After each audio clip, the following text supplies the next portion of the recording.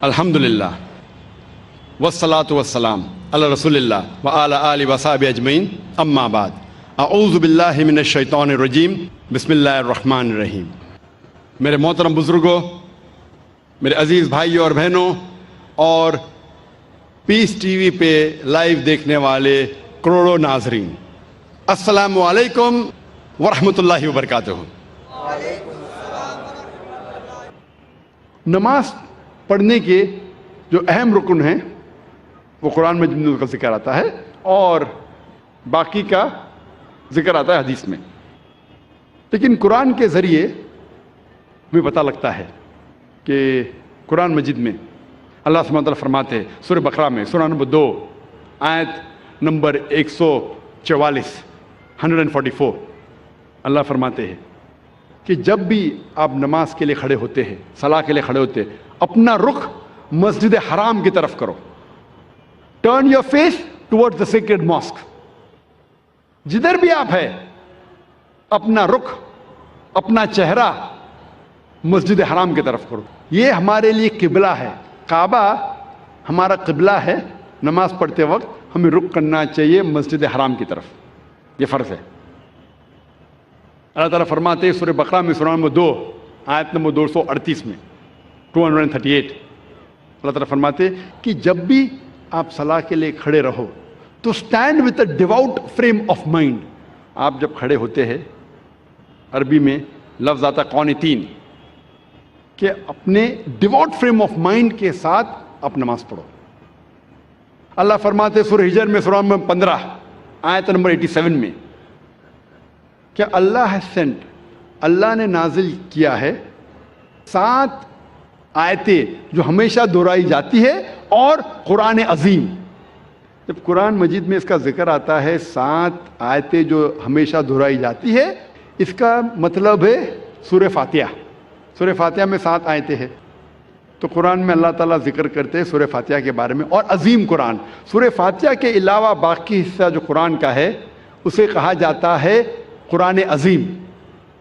تو سورہ فاتحہ کا ذکر آتا ہے قرآن مجید میں سورہ ہجر میں سورہ نمبر 15 آیت نمبر 87 میں۔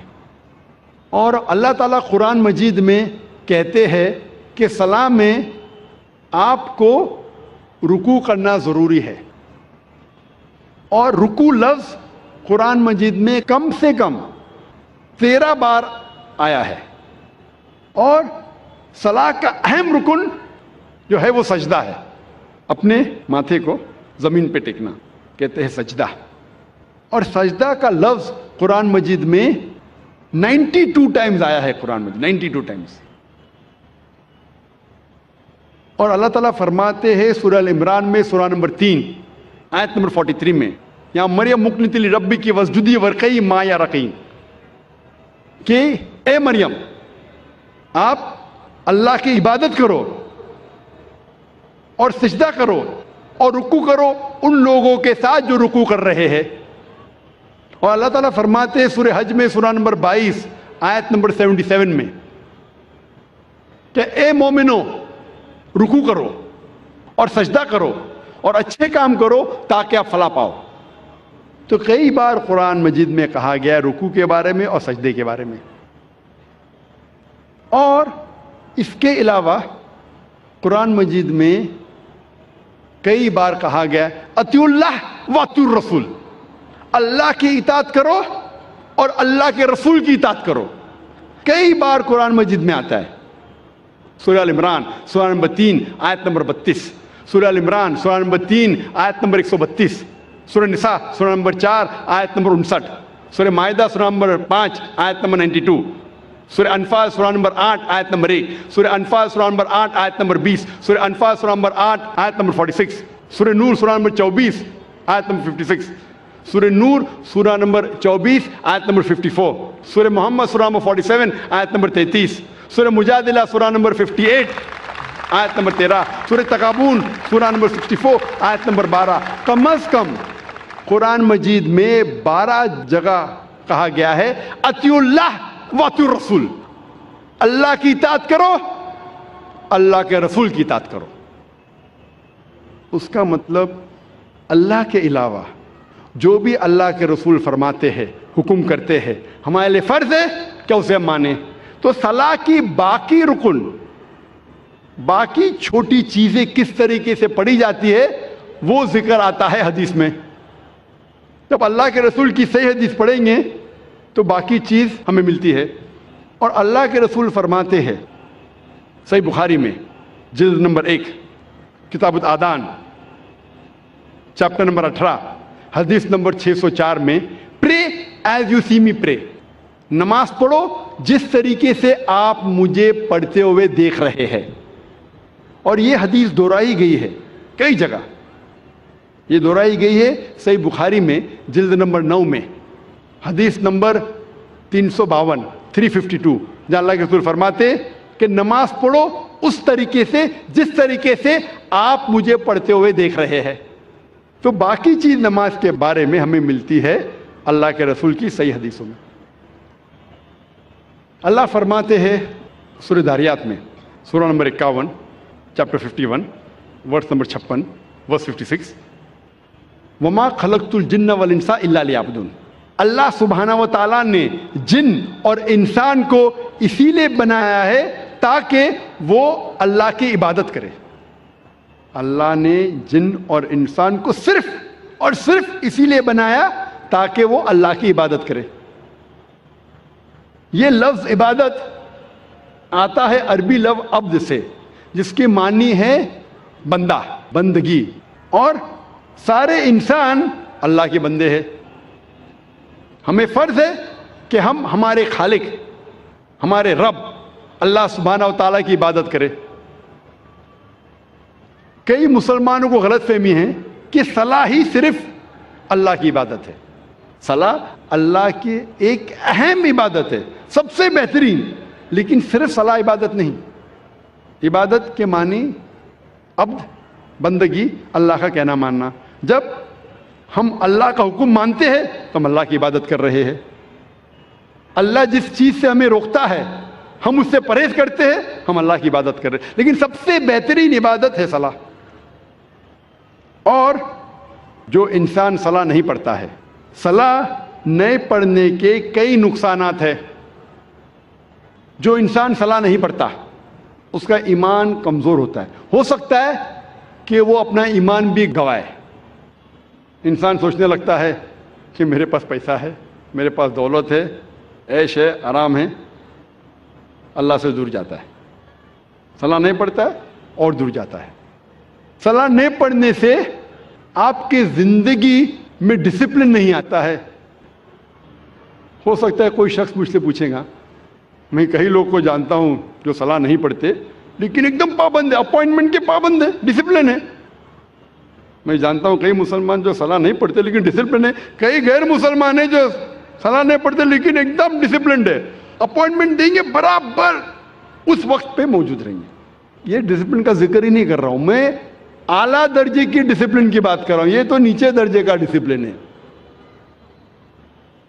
اور آپ کبھی بھی دیکھیں گے اپوائنٹمنٹ کے بارے میں، اگر کوئی شخص اپنے ملازم کو اپوائنٹمنٹ دے رہا ہے تو اکثر وہ اگر اپوائنٹمنٹ کے پابندی بھی نہیں کریں گا اسے کوئی فرق پڑتا نہیں، میرا ملازم ہے، میں آدھا گھنٹہ لیٹ جاؤں کیا فرق پڑتا ہے، کیونکہ وہ اس سے نیچا ہے۔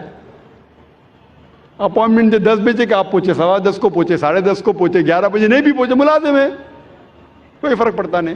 اگر آپ اپنے بزنس پارٹنر کو اپوائنٹمنٹ دے رہے، آپ کوشش کریں گے ٹائم پہ رہیں گے، میں میرے بزنس پارٹنر کو تکلیف نہیں دینا، اپوائنٹمنٹ کے ٹائم پہ رہیں گے۔ جس کو آپ سمجھتے ہیں کہ وہ بہت مشہور اور عزت والا ہے، اگر آپ منسٹر کا اپوائنٹمنٹ لیں گے تو کیا کریں گے، 10 منٹ ٹائم کے پہلے پہنچیں گے، آدھا گھنٹہ پہلے پہنچیں گے۔ اگر وزیر اعظم کا اپوائنٹمنٹ لیں گے آپ ڈریں گے کہ اپوائنٹمنٹ چھوٹنے جائے گا تو آدھا گھنٹہ پہلے پہنچیں گے، 1 گھنٹہ پہلے پہنچیں گے۔ یہ انسان کی فطرت ہے۔ جو آپ کے نیچے ہے اس کی آپ قدر نہیں کرتے، جو برابر ہے قدر کرتے، جو اونچا ہے مشہور ہے زیادہ قدر کرتے۔ اس لحاظ سے اگر مان لو یہ چیز صحیح ہے، مان لو کہ یہ اپوائنٹمنٹ کا طریقہ صحیح ہے کہ اگر ٹکر کا ہے تو میں ٹائم پہ جاؤں، زیادہ اونچا ہے تو اور احتیاط رکھو۔ جب آپ کا اپوائنٹمنٹ آپ کے رب کے ساتھ ہے تو کتنی پابندی آپ کو کرنا چاہیے، اور رب کا مقابلہ مخلوق سے کر ہی نہیں سکتے. اگر وزیر کو ملنے کے لیے اتنی پابندی کر رہے تو اپنے رب کو ملنے کے لیے کتنی پابندی کرنا چاہیے آپ کو؟ رب کا مقابلہ وزیر سے ہو ہی نہیں سکتا ہے. وَلَمْ يَكُنْ لَهُ كُفُوًا أَحَدٌ, اس کے جیسا کوئی نہیں ہے. تو میں اس اپوائنٹمنٹ کی بات کر رہا ہوں, اونچے درجے کی. اگر صلاح سے دور رہیں گے تو آپ کی زندگی میں ڈسپلن آئیں گا ہی نہیں. جب وزیر آپ کا تھوڑا فیور کرتا ہے تو آپ ہل جاتے ہیں, اس کے لیے کچھ بھی کرنے کو تیار ہے. ہمارا خالق آپ کو زندگی دی ہے, ہمیں زندگی دی ہے, ہمیں اتنے نعمت دی ہے, ہم کتنا شکر ادا کرتے. اور جو سب سے بہترین نعمت ہے وہ تو ہم کبھی سوچتے بھی نہیں. میں آپ سے پوچھنا چاہتا ہوں کہ سب سے بہترین نعمت کیا ہے جو ضروری ہے آپ کے لیے جینے کے لیے؟ کیا ہے؟ کیا ہے؟ ہوا. شاید آپ نے تقریر سن چکے پہلے. ہاں, میں پوچھنا چاہتا ہوں کتنے لوگ ہمارے خالق کا شکریہ ادا کرتے کہ ہوا جو ہمیں چند منٹوں کے لیے نہیں ملیں گی تو مر جائیں گے. چند منٹوں کے لیے ہوا نہیں ملیں گی, ہم بولتے یا رب شکریہ, آپ نے ہمیں گھر دیا, آپ نے ہمیں گاڑی دی. کتنے لوگ شکریہ ادا کرتے پانی کے لیے, کتنے لوگ شکریہ ادا کرتے ہوا کے لیے. یہ جینے کے لیے ضروری ہے. جب میں نے میرے بچوں سے کمپٹیشن لگائی کہ سب سے زیادہ آپ کیا شکر ادا کریں گے اللہ کا, تو ایک سے بڑھ کر ایک جواب تھا. میری چھوٹی بیٹی رشدہ نے کہا سب سے بہترین میں شکریہ ادا کروں گی اللہ نے ہمیں ایمان دیا. ماشاءاللہ, یہ ہوا سے بھی بہتر ہے. ایمان جو اللہ نے ہمیں دیا ہے وہ ہوا سے بھی بہتر ہے. لیکن جینے کے لیے ضروری ہوا. تو وہ خالق جو میں اتنے نعمت برسا رہا ہے اس کا اپوائنٹمنٹ کا آپ کو کوئی فکر نہیں.